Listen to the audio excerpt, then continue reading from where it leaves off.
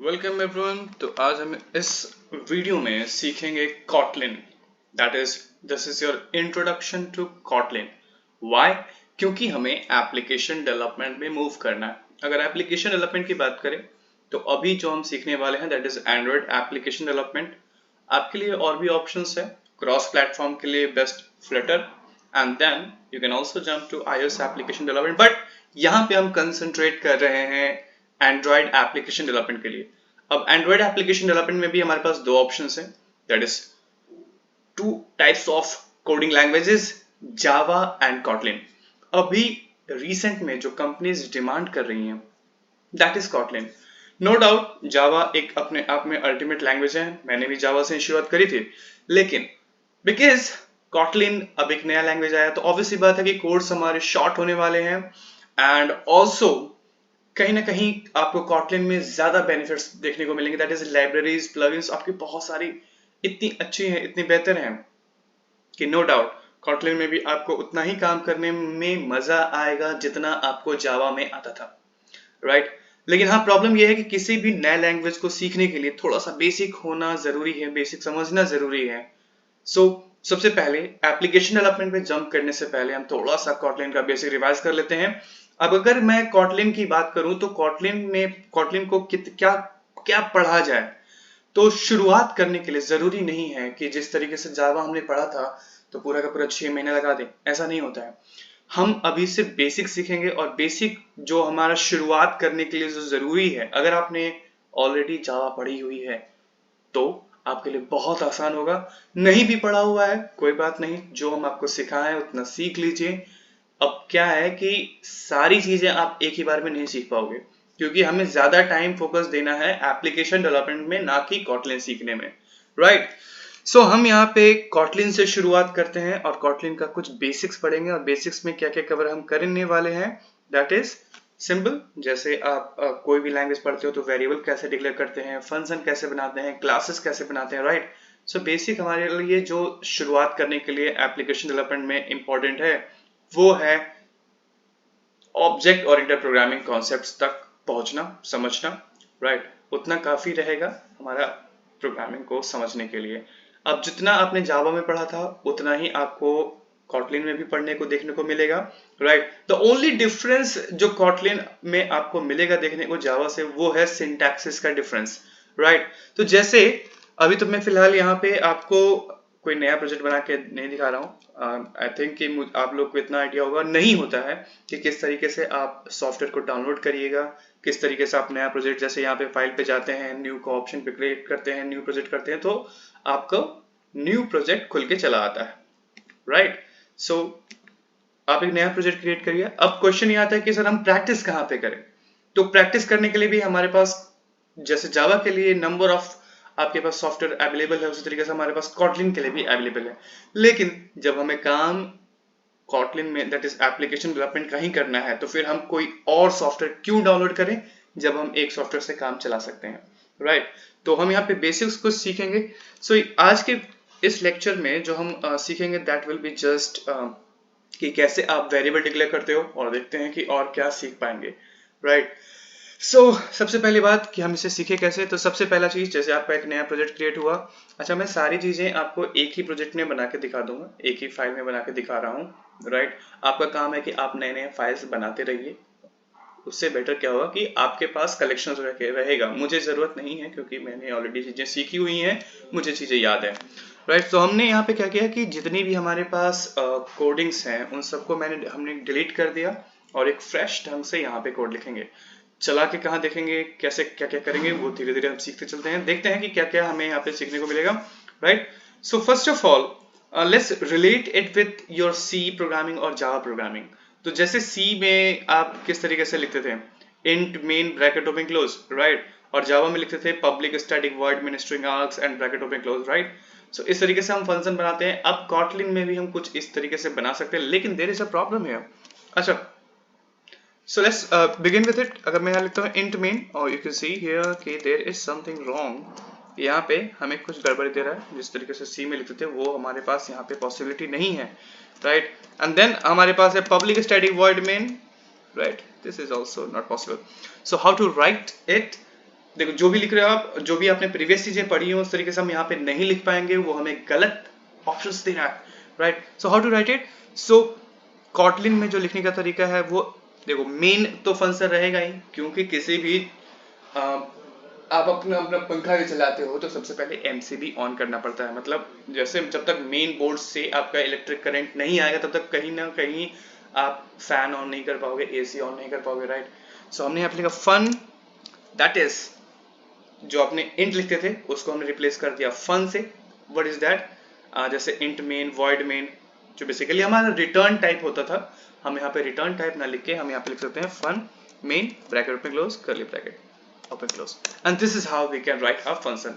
अब क्लासेस से हम शुरुआत बाद में करेंगे, क्लासेस पे हम फोकस बाद में करेंगे, क्योंकि हम अगर फंक्शन से शुरुआत करें तो फंक्शंस पहले समझ लेते हैं, फिर क्लासेस पे मूव करेंगे, राइट। अच्छा, ऑब्जेक्ट ओरिएंटेड प्रोग्रामिंग कॉन्सेप्ट्स अगर आपको समझना है तो जावा का लेक्चर ऑलरेडी मैंने बनाया हुआ है ना।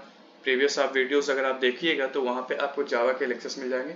ऑब्जेक्ट ओरिएंटेड प्रोग्रामिंग कॉन्सेप्ट्स हर जगह सेम ही होते हैं, सिर्फ डिफरेंस आएगा सिंटैक्सेस लिखने में, तो सिंटैक्सेस अलग अलग पढ़ो लेकिन कॉन्सेप्ट्स को अच्छे ढंग से समझ लेते हैं। सो प्रीवियस वीडियोस पे जाइए, वहाँ पे आप देखिए कि किस तरीके से आपकी object oriented programming concepts working होती हैं, राइट। सो हमने यहाँ पे दिया फन मेन।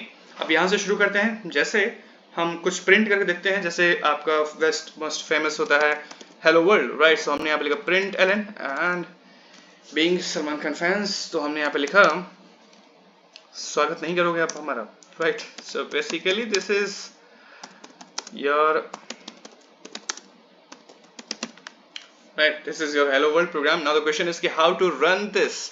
अब क्वेश्चन ये आता है कि रन कैसे करा जाए, है ना। तो रन करने के लिए आपको कहीं पे ऊपर में कर्सर वगैरह ढूंढने की जरूरत नहीं है, जहां पे भी आपने मेन फंक्शन बनाया है वहां पे आपका एक स्विच भी तैयार हो गया है। See you can see here green button, right. So simply इस ग्रीन बटन पे क्लिक करते हैं और ग्रीन बटन पे क्लिक करने के बाद आपको ऑप्शन आ रहा है run main activity. So just click here and आपको सी कहीं ना कहीं okay, so here it is, आपको ब्लू कलर में एक ऑप्शन दिख रहा है, दैट इज की लाइन्स चल रही हैं, प्रोग्रेस चल रहा है, and there is something wrong here.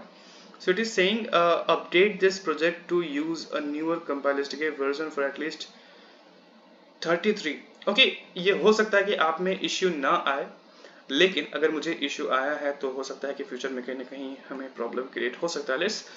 Let me check कि क्या प्रॉब्लम हो सकता है। अच्छा, जो अभी लेटेस्ट जो कंपाइल एसडीके वर्जन है वो आपका 33 चल रहा है। मेरे में हो सकता है कि कुछ पुराने प्रोजेक्ट्स मैं बना रहा हूँगा, इसकी वजह से आपका 32 मेंशन था, सो मैंने इसे सिंपली 33 कर दिया। एंड क्योंकि हमने यहाँ पे प्रोजेक्ट में कुछ चेंजेस किए हैं, तो प्रोजेक्ट में कुछ चेंजेस किए हैं तो ऑब्वियस सी बात है कि हमें इसे सिंक भी करना पड़ेगा। सो राइट, सो हमने यहाँ पे कर दिया सिंक। वैसे यहाँ पे आपको सिंक का ऑप्शन आ रहा होगा, मुझे यहाँ पे क्यों शो नहीं हो रहा है। अच्छा, मैंने यहाँ पे मेन्यू बार लगाया हुआ है, ओके कोई बात नहीं। सो इट्स जस्ट, अच्छा देखो आपको बिल्ड करने की जरूरत नहीं थी, यहीं पे आपको एक सिंक का ऑप्शन आएगा, जस्ट सिंक पे क्लिक कर देना और काम बन जाएगा। एक्चुअली क्या है कि ग्रेडल फाइल में जब भी आप कोई कुछ भी चेंजेस करते हो तो आपको हमेशा उसे सिंक्रोनाइज करना पड़ता है, सिंक करना पड़ता है, क्योंकि आपको उसे प्रोजेक्ट में यूज करना है। आपको क्यों करना पड़ा? क्योंकि मुझे पूरे फाइल्स को, यहाँ पे आप देख सकते हो कि नया प्रोजेक्ट क्रिएट करते ही बहुत सारे फाइल्स बनते हैं, तो मुझे सारे फाइल्स को बताना है कि हमने एक नई चीज लेके आए हैं। जैसे क्या होता है कि घर पे पापा आते हैं कुछ बिस्किट लेके, मिठाई लेके, तो क्या होते हैं कि सबसे पहले सबको बताते हैं कि बेटा ये देखो लेके आया, राइट। तो वो पूरे घर में फैल जाता है एंड सबके सब इकट्ठा हो गए, चलो खाओ पियो ऐसा करो, right. So this is what we have done. Now let's check कि क्या ये सही काम करेगा। Okay, so again progress bar is being built here. Class could not find or load main activity.kt. Okay, so here is some problem. Let me check.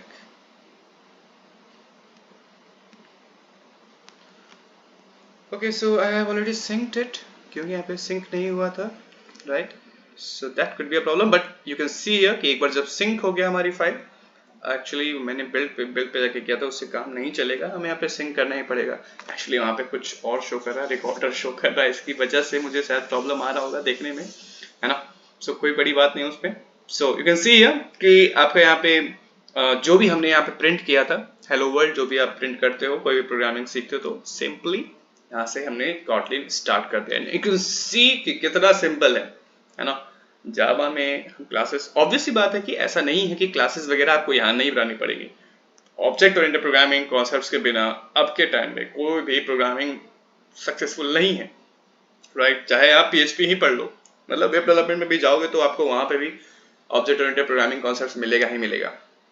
इससे आप कहीं दूर नहीं भाग सकते हो, राइट। सो दैट्स इट ना, so we can begin here. अब जैसे ये तो हमारा प्रिंट स्टेटमेंट हो गया। अब एक काम करते हैं, वेरिएबल्स भी लिखना हम सीख लेते हैं। लेकिन जैसे हम सी पढ़ते हैं, जावा पढ़ते हैं, तो वेरिएबल लिखने के लिए हमें क्या क्या पढ़ना पड़ता है? वेरिएबल के लिए हमें पढ़ना पड़ता है वेरिएबल का naming convention, data type and कैसे वैल्यूज को असाइन करते हैं। अब देखो, जो नेमिंग कन्वेंशंस है वो हर जगह पे सेम ही होगा। अगर नोट करना है तो नोट कर सकते हो। जैसे कि हम अल्फाबेट्स का यूज करते हैं, डिजिट्स का यूज करते हैं। दैट इज कि चलो मैं रिपीट करा देता हूँ, अगर नोट बनाना है तो नोट बना सकते हो। जैसे कि variable name never contains alphabet, sorry, a variable name contains alphabet, digit and some special symbol, right? Second है कि वेरिएबल नेम के बीच में स्पेसेस नहीं होती हैं।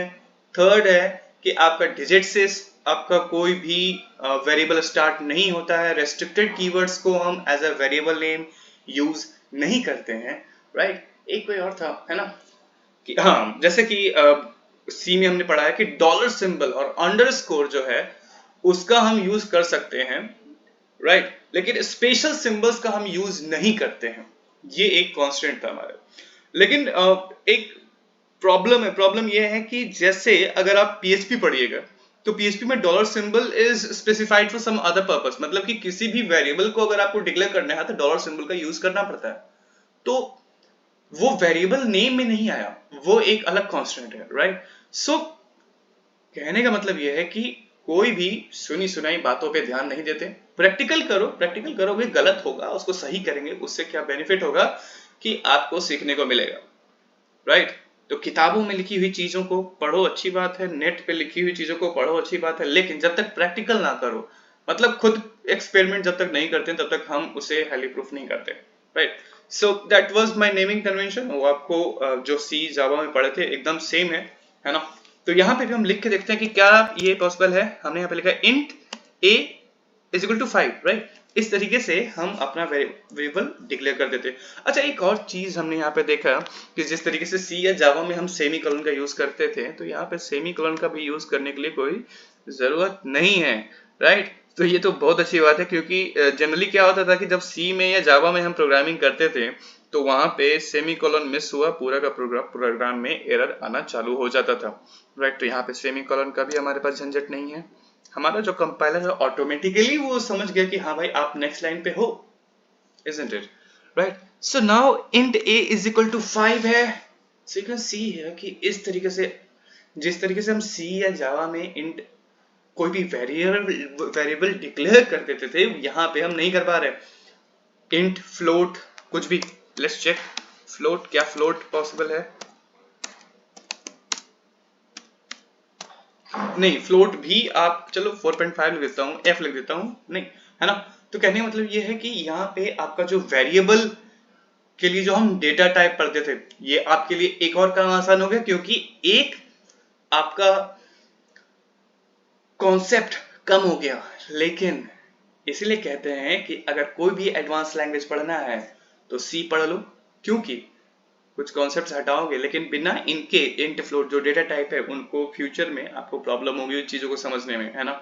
सो ऑब्वियस सी बात है, डेटा टाइप तो हमें पढ़ना ही है, लेकिन अभी फिलहाल हम अपना वेरिएबल डिक्लेयर नहीं कर पा रहे हैं। So question is how to declare it. So again जिस तरीके से हमने लिखा है फन मेन, सेम तरीके से हम यहाँ पे लिखेंगे where, दैट इज कि हम एक वेरिएबल डिक्लेयर करने वाले, शॉर्टकट हो गया। And next is where suppose XYZ एक वेरिएबल का नाम हो गया, इज इक्वल टू 5। अब यहाँ पे आप देख सकते हो कि बिना डेटा टाइप के लिखे ही वो हमारा कंपाइलर समझ गया कि आपने एक इंटीजर पास किया है। ऑब्वियस बात है, मुझे इंटीजर समझाने की जरूरत नहीं है, मैथमेटिक्स में आपने ऑलरेडी पढ़ा हुआ होगा, है ना। समझाने की जरूरत पड़े तो बता देना, right. Just you can mention in the comment. 5.5 लिखा, it's already done, right. Similarly आपने यहाँ पे लिखा where z is equal to 6 5 कुछ भी नहीं, and then where df is equal to some string value. Okay ज्यादा हो गया, ठीक है, just double quotes and then that's it. So इस तरीके से आप कोई भी किसी भी टाइप का आप वेरिएबल डिक्लेयर कर सकते हैं बिना डेटा टाइप के पास किए हुए. हमारा कंपाइलर ऑटोमेटिकली समझ जाता है. हमारा अब के जितने भी कंपाइलर हैं सब काफी ज्यादा समझदार हो गए हैं पहले से, और ऑब्वियस सी बात है कि हमें यहाँ पे ज्यादा कोड्स ज्यादा दिमाग लगाने की जरूरत नहीं है कि यहाँ पे मैं इंट लिखूं, फ्लोट लिखूं, लॉन्ग लिखूं, double, char, boolean, short, right. So quite easy isn't it. Now what's next कि हमने यहाँ पे where लिखा है ना, क्या और भी हमारे पास तरीके हैं. जैसे एक कॉन्सेप्ट पढ़ते हैं हम, यू कैन सी हियर कि हमारे पास एक वैल का भी ऑप्शन आ रहा है, और वैल के हेल्प से भी हम यहाँ पे कुछ लिख सकते हैं. दैट इज कि हम डेटा पास कर सकते हैं. ना तो क्वेश्चन इज कि हमारे पास दो ऑप्शन हो गए, एक वैर हो गया, एक वैल हो गया. वैर का यूज कब किया जाए, वैल का यूज कब किया जाए, लेट्स चेक इट. सपोज मैंने लिखा यहाँ पे val jk is equal to 47. Now what I am going to do is कि हमने यहाँ पे लिखा jk is equal to 87. Now there is a problem. Problem क्या है, ये कहता है कि val can not be reassigned. Remember C या जावा में हमने एक ऐसा कॉन्सेप्ट पढ़ा था जिसे कहते हैं कॉन्स्टेंट्स. कि कॉन्स्टेंट्स को हम चेंज नहीं कर सकते. अगर आपने किसी भी वेरिएबल के आगे वैल लगा दिया, वैर की जगह पे वैल लगाते हैं, तो मतलब कि आपने उस वेरिएबल को कर दिया कांस्टेंट. उसका वैल्यू आप चेंज नहीं कर सकते. लेकिन क्या हम एक्स वाई जेड का वैल्यू चेंज कर सकते हैं? बिल्कुल कर सकते हैं. हमने लिख दिया 78. Okay, but why it is wrong? There is it's wrong because हमने यहाँ पे लिखा 5.5. एक फ्लोट है, और फ्लोट या डबल जो भी हो, है ना, फ्लोट है, और आगे ये कहता है the integral little does not confirm the expected type double.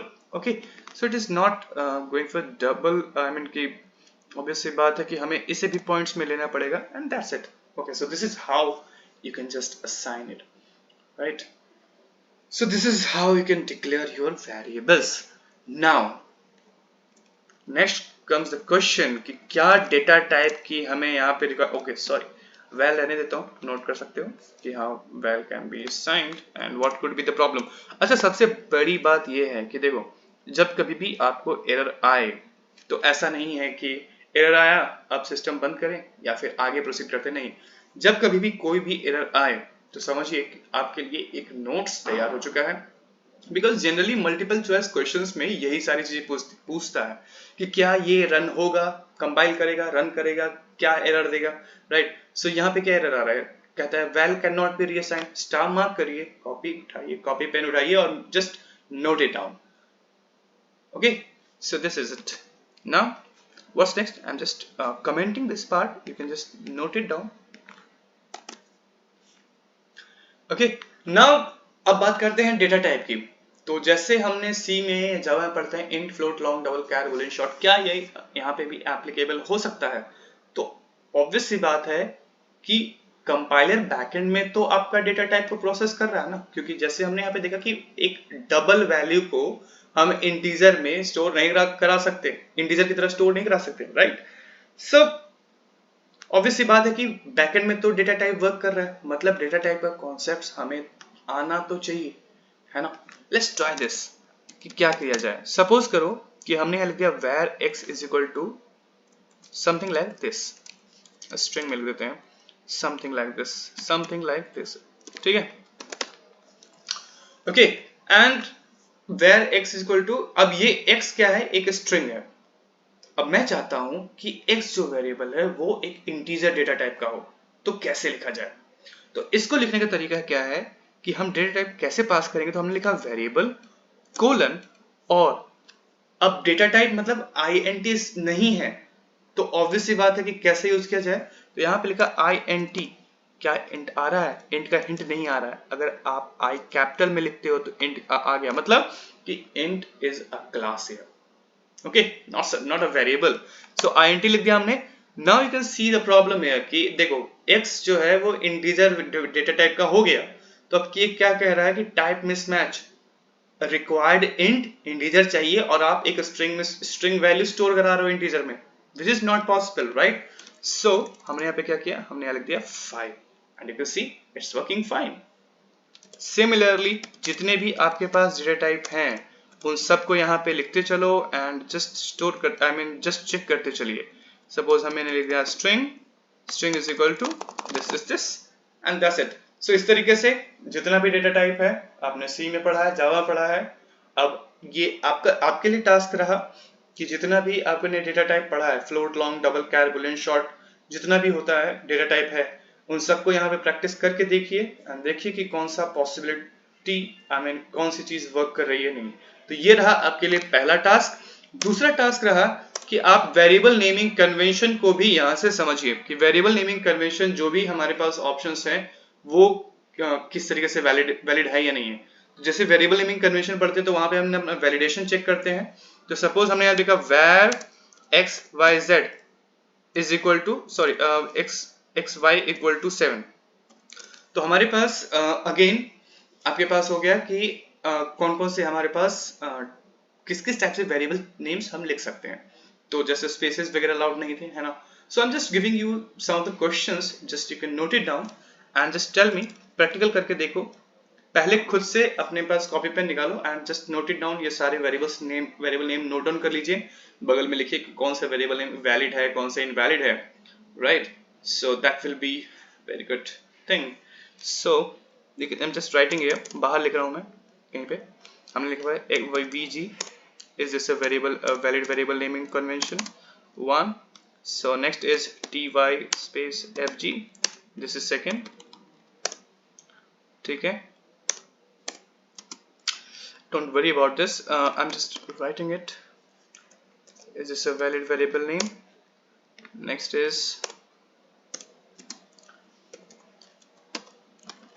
this valid variable name, is this a valid variable name, is this a valid variable, just check it। पहले अपने कॉपी में इसे चेक करते चलिए एंड देन ओनली प्रैक्टिकली आप confirm करिएगा। जैसा कि मैंने आपको पहले बताया कि आप सुनी सुनी बातों पे थोड़ा कम ध्यान दीजिए और जितना हो सके प्रैक्टिकल इम्प्लीमेंटेशन करते चलिए, right. So you can just, और भी बहुत सारे जो भी कॉम्बिनेशंस हैं उन्हें आप लिखिए, बनाइए। Alphabet, digit, special symbols, spaces, इन सब का कॉम्बिनेशन, रिस्ट्रिक्टेड कीवर्ड्स, इन सब का कॉम्बिनेशन अलग अलग बनाइए and just you can go for it. Okay, so जैसे क्या एक एग्जांपल देता हूं कि क्या INT जो है वो एक वेरिएबल नेम की तरह हम ट्रीट कर सकते हैं कि नहीं कर सकते, क्योंकि ऑब्वियस सी बात है, देख सकते हो, है ना। सो जस्ट आपके पास ये कुछ क्वेश्चन रहा, 6-7 जो भी ये क्वेश्चन है, इनमें से पहले कॉपी पेन निकालिए और सबमिट लगाइए। इनवैलिड, वैलिड, कौन सा वेरिएबल नेम वैलिड है, कौन सा वेरिएबल नेम इनवैलिड है। एंड उसके बाद जब आप कॉपी पे लिख दें तो कंफर्मेशन के लिए आप यहीं पे आप प्रैक्टिस करिए, प्रैक्टिकल करके देखिए। प्रैक्टिकल करने के बाद you can just proceed from here। okay, so this is your introduction to your variable name, variable in Kotlin, right। also data type भी हमने थोड़ा बहुत यहाँ पे देखा, है ना। and that's okay because I think कि आपने C या Java में कुछ थोड़ा बहुत तो पढ़ा हुआ होगा, है ना। अगर नहीं पढ़ा हुआ होगा, नहीं समझ में आता है, नहीं समझ में आया होगा तो बता दीजिएगा कि कभी न कभी हम आपको ये भी पढ़ा देंगे। बट यहाँ पे हमारा मेन फोकस है जल्दी से जल्दी Kotlin कवर करें और उसके बाद हम application development, that is Android application development पे मूव कर सकें। सो दिस इज इट। अगर आप लोग को कोई भी डाउट हो, कोई भी प्रॉब्लम हो, कोई भी टॉपिक हो जो कि आपको पढ़ना हो फ्यूचर में, हमें जब भी टाइम मिलता है हम आपके लिए जरूर हाजिर रहेंगे। So just keep tuned and best of luck. See you in the next tutorial, whatever it goes for. Till then, bye bye and